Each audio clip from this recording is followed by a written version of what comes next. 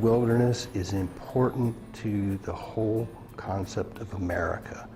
You know, how could you have America without Purple Mountain's majesty?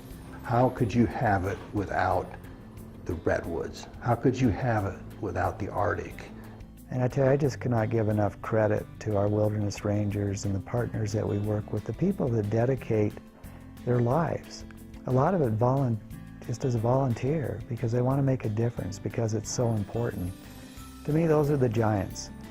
And we've been fortunate in the history of this country to have people that have that type of foresight, both folks that worked in different agencies, folks that worked for organizations, and also politicians that were willing to take hard stands at times. You know, it just gives me a lot of confidence to know that those giants are there, and they will step forward to make sure that we continue this conservation legacy that we have in this country. And it goes way beyond just the wilderness, but the system of lands that we have, you know, we are the envy of the world. It's the bounty of the natural resources of the country and the pioneering spirit of the people that really make America different. Folks inherently want to protect those things that make America exceptional. The Park Service is respected by the American people. We host 280 million visitors a year.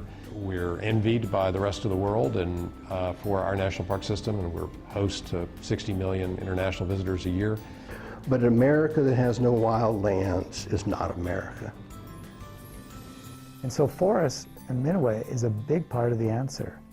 You know, today our forests, they sequester somewhere between 14 to 15% of the CO2 that's emitted every year in this country.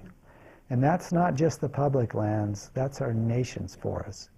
So when we talk about awareness, about some of the things that we can do, I'm fully confident that 50 years from now, the national forests, we're still going to have 193 million acres, we might have a few more. It's also important for us to remember here in this country that as we celebrate our national parks, they're also huge economic incubators. Millions of jobs are created through all the visitation and recreational activity related to our national park system, so they're a huge contributor to a healthy economy and a quality of life. That American experience in the American land itself is such an important part of who we are as a people that if we can tell the story and engage our citizens, then I'm hopeful for the future. National parks really are the crown jewels of a nation, at least here in the United States, and for us, they fall into two categories. The first is the crown jewels of the natural resources, places like Glacier and Yosemite, Acadia national parks. And secondly, the history of our nation, whether it's the Civil War battlefields or the history of Asian Americans in Washington or the Japanese internment camps. That all is part of what we do. So as a national park system, through the United States Department of Interior, where I had the honor of serving for more than 4 years, we are the custodians of America's natural resources as crown jewels, also the custodians of America's natural heritage through the celebration of the heritage of this country. This is the lesson, I think, of conservation in this country. When you look at the national parks, they all have a story, it seems, of a courageous individual or group often fighting against special interest to set aside areas that today we say, well, how could there have been a question about that? When Teddy Roosevelt made the Grand Canyon a monument, it was very controversial. The mining interests were way set against it. And that's an important reminder that we have to fiercely protect these areas and be advocates for wilderness. We're so fortunate for people like John Muir, obviously President Teddy Roosevelt, but it was Abraham Lincoln during the Civil War that agreed to set aside the Mariposa Grove and Yosemite Valley as public lands way back in the mid-1800s. And it was Teddy Roosevelt that recognized that it was the plumage for ladies' hats that was wiping out bird species and created the very first National Wildlife Refuge on Pelican Island, which was, I think, less than an acre. It was a very small piece of land, but began to help people recognize that the consequences of their actions on wildlife. And I have wondered that if it weren't for a couple of giants like that, where would we be? On the conservation side, I think about the difficult times and chapters that the United States has been through. When Teddy Roosevelt became the wilderness warrior, it was not a very popular thing for him to do. And he designated Pelican Island as the first national wildlife refuge. It was not a very popular thing for him to do in New York and many other places because everybody wanted to have the plumes from the pelican. When he set aside the vast lands which we celebrate as our national forests and our BLM lands and our other icons, that was not very popular either in many quarters. And then fast forward to John Kennedy and Stuart Udall, the creation of the Land and Water Conservation Fund. Those are not popular ideas at the time. God bless Franklin Roosevelt and his Secretary of the Interior, Harold Ickes, back in the 30s for creating the Civilian Conservation Corps, putting young men, they were all men at that time, to work in building an infrastructure of parks and public lands that persist to this day in an incredible way. But also, those now 90-plus-year-old men were changed for life because they had a connection to place that would never leave them. I look at the history of our agency that's been part of how we not only get the work done to be able to care for the land, but it's also a responsibility of the agency. And I think it actually comes out of the experiences we had with the CCC crews. And yes, that wasn't really youth, that was a need to be able to help this country, to put people to work. But I'll tell you, the facilities, the work that got done on our public lands, the national forests, I mean, today, that we're still enjoying the benefits. If we don't have that American landscape, that big, wild component of our country, we'll have lost something in its people. And that's something that Aldo Leopold talked to in 1924. And I think about people like Aldo Leopold that in 1920 was concerned about the blank spaces on the maps disappearing in 1920 and took steps to work with the Forest Service to create some areas that were basically some of the early wilderness designated through the federal government. And imagine that was done in 1920. There are organizations seated deep within urban areas that are focusing on connecting kids with nature, and they quote Aldo Leopold, especially around the land ethic. And of course there are well-established, long-established conservation organizations who still turn to his thoughts and thinking when they are looking at making choices about things having to do with our wildlands. Where do we need more? Where do we need to change our policies? We have this unique history of very close relationship with the land.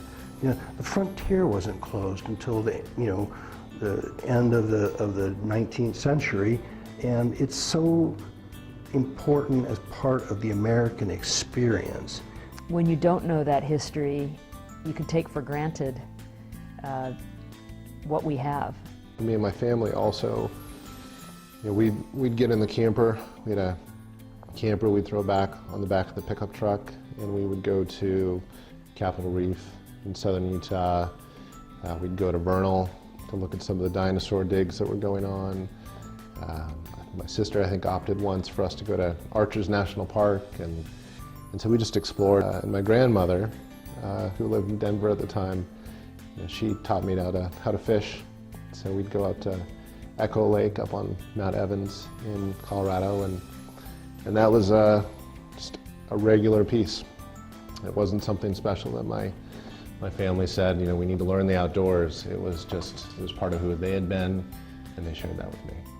When I was graduated from high school and talking with my advisors and talking about what I really wanted to do, it became obvious to them and to me that, hey, what you wanted to do is to actually work for the Forest Service. That's where I wanted to spend my time, and that was based on experiences that I had out camping and hunting and fishing, and then also even skiing.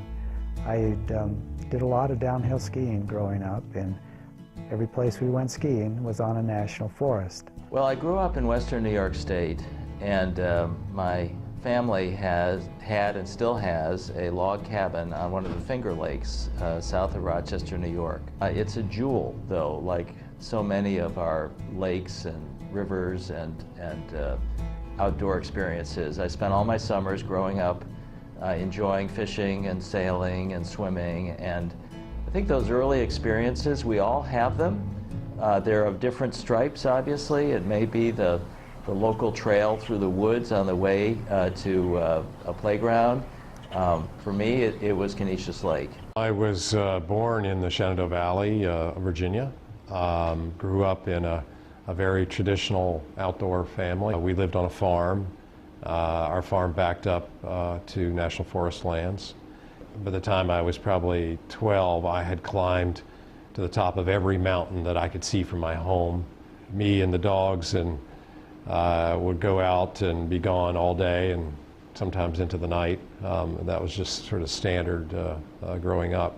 And I knew that as I went on to school, I wanted to work in this field. Since being a kid, was always very much interested in the out of doors, through Girl Scouts, and in the early 70s when everything was happening with all the new environmental laws being passed, I was especially captured by the Endangered Species Act because I really loved wildlife and animals, so I got to learn a lot about them during that period of time and wanted to find some way to keep working there. Well, when I was in high school, I ended up going into the Youth Conservation Corps, which was really at its peak in the mid to late 70s. So that was my first natural resources job. Children need to be provided with opportunities to get outdoors and play. And we have local parks in our cities that are jewels and that provide the opportunity for kids in high density, difficult environments to get outside and to be on a swing set and to enjoy a small stream. These are the stepping stones of the experience that many of us have had and that we honor in our lives, and that bring us to appreciate the importance of protecting nature writ large. Another study in 2002 said the average 6-year-old child could name more Pokemon characters than wildlife species in nature. So children have been getting more and more disconnected from nature over time, and Rich Louv writes in his book, Last Child in the Woods, Saving Our Children from Nature Deficit Disorder. It's sort of a compilation of research and anecdotes out there about what's been going on. Recess has been eliminated or reduced in many, many elementary schools. I think that's crazy. I know from personal experience that the best classroom out there is the one with no walls.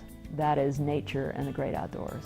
That if given an opportunity, you learn so much more from doing and from being out there than you ever would studying it in a book, learning about it from a classroom teacher, watching a movie, watching television. The outdoors is fundamental to who we are as human beings, and I see us getting farther and farther away from that. So bring back recess. I think it would be a wonderful thing if we had a module or something in our social studies or our civics or government program that was specifically focused on understanding conservation and what does it mean to be a citizen conservationist or a citizen steward. We need to look at some different approaches because we know that we don't have the solution of just making sure everyone gets to have a wilderness experience. How do we bring that more formally and acknowledge that as a benefit for any person, who's growing into their adulthood in the United States. That's kind of my dream. How do we formalize that kind of learning in our own education system? We started something called Every Kid in a Park. Every 4th grader in the United States of America gets a free pass to all of America's public lands, similar to the America the Beautiful pass that any one of us could buy for $80, or people that are over 62 can buy a pass for life for $10. We're giving every 4th grader and their families that for free, trying to encourage them, reducing the barriers, but also saying, hey, take your parents out to a national park, take them to a wildlife refuge, public lands anywhere. We're working on states to do the same with state parks. So that 4th grade age, which is the same age I was when I was doing those incredible trips that influenced me, is a wonderful time where you're old enough to kind of be really interested in science and the world around you, but you're young enough to not yet be cynical. Last year, we had employed over 10,000 young adults across the country, and it's an area we want to continue to expand, and that's just with the Forest Service. All the other land management agencies are also participating in this. I don't think you can quantify the benefits of giving people an experience in conservation. And I don't care if you do it for a few weeks, or you do it for a few months, or you may do it for 40 years. I think it's a changing experience.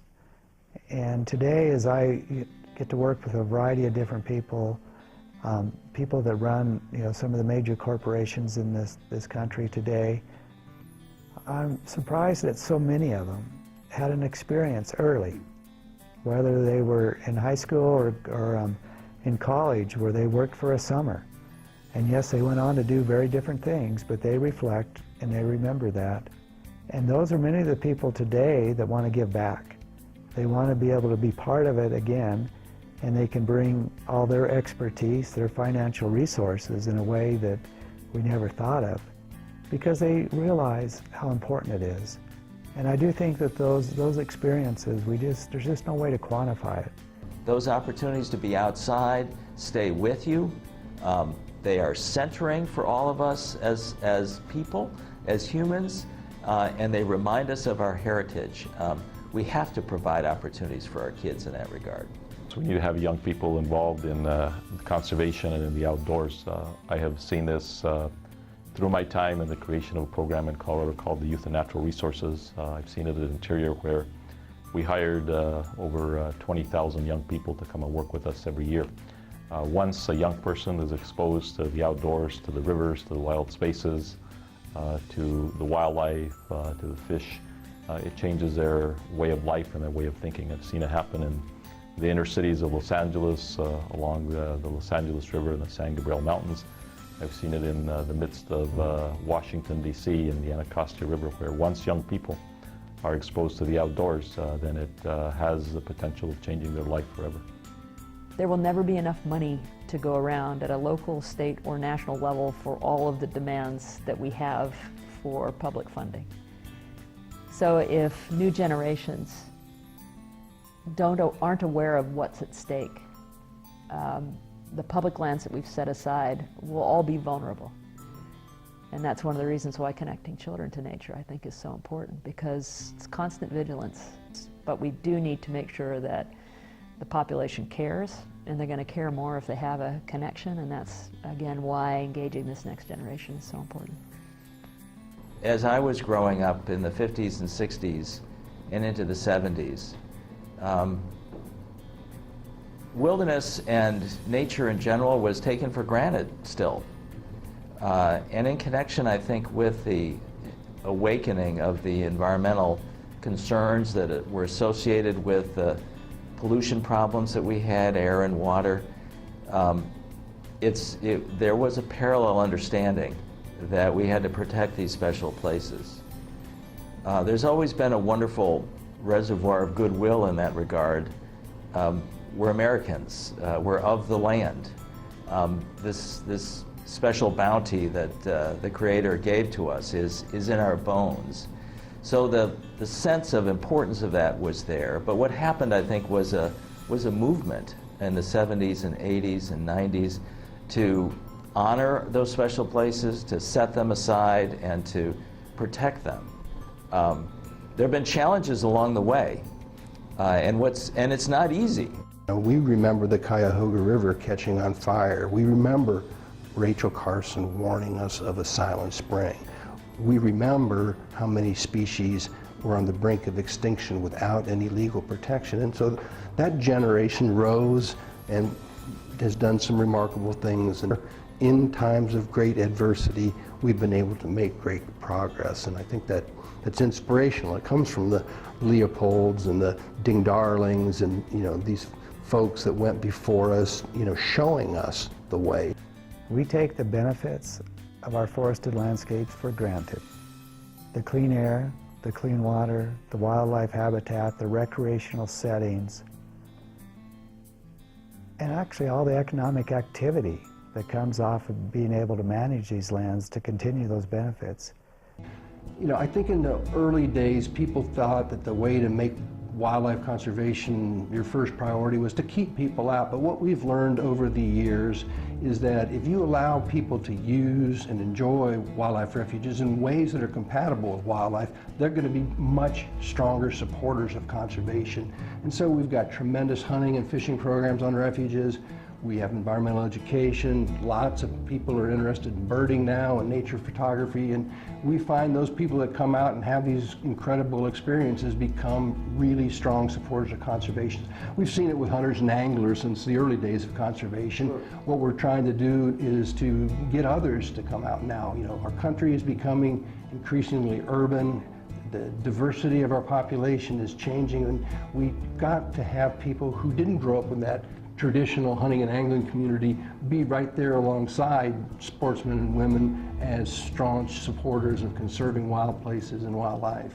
We were talking about wilderness, and we were talking about the concept of quality outdoor experience, and he said, well, Dan, for someone, you know, standing shoulder to shoulder on the Kenai River and catching a sockeye salmon is a wilderness experience. They are enjoying that. They kind of separate themselves from the people that are shoulder to shoulder with them, and they are having a wilderness experience. For someone else, you know, casting into a pool, casting a fly into a pool, and to try to get, you know, a wild trout, having one other person, you know, on that entire stream segment would ruin that experience for them. And so I think it definitely is context dependent. The challenges will probably be just as daunting in the future. But we're getting to the point where people recognize, for instance, if you want clean water, you want healthy forests. Not only on public land, but healthy forests on private land. The natural world and land, you know, they change and evolve. It's the people that are in charge with their care that really need to stay tuned in to the values that are changing in society, and how do we continue to support the wilderness values in a society whose values are changing so quickly.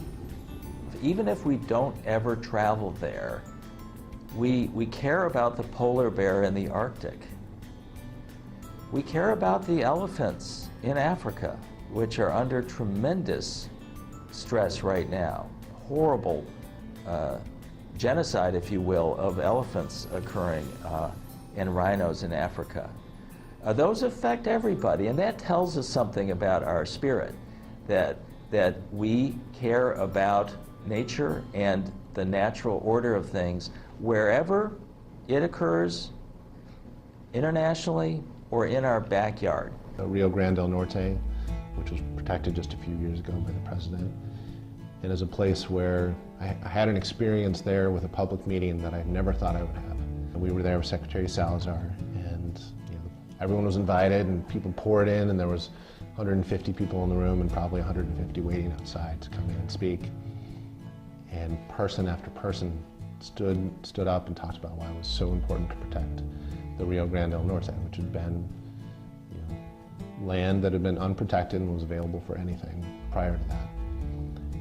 And we got to a point where Secretary Salazar had a habit of saying, all right, I want to understand the dissent too. Like, this isn't just some sort of staged reel of support. Like, if you are opposed to this, I want to give you a full hearing and understand why you're opposed to it. There wasn't anyone there who was opposed to it. And I never thought I would go to a unanimous meeting in a small town in the West. So that was a beautiful moment. I think that the history of the refuge system is really insightful then, because, in 1929, we had 75 national wildlife refuges, and they were developing plans to get up to maybe 100 or 125. and then the bottom drops out, not just in the stock market, not just in the triggering of the Great Depression, but ecologically. We had the Dust Bowl, the most remarkable environmental crisis that our country had ever experienced. And in that decade of the 1930s, we didn't make it to 100 or 125 refuges, we made it to 266. And we added 4 million acres, much of it in the prairie pothole region, which is so foundational to North America's waterfowl populations today. And it's a great indicator, I think, that even in the hardest of time, in the heart of the Great Depression, in the heart of the Dust Bowl, we made historic progress on conservation. And I think, we can learn from that. And the whole construct of American exceptionalism is founded in the land. And then in the 1970s, BLM's Organic Act was passed, and it was a sort of radical, beautiful moment where the country said, we have about, well, now what remains is about 13% of the nation's lands in this multiple use sustained yield status that we've been thinking about selling, but now we think we should keep them in the public domain and use it for the public good. My hope, and what we spend a lot of time on, is to continue to help more and more of the American public to understand the benefits of forests, to understand, it's really the clean air, it's the clean water, it's the biodiversity, and of course the recreational settings, the economic benefits.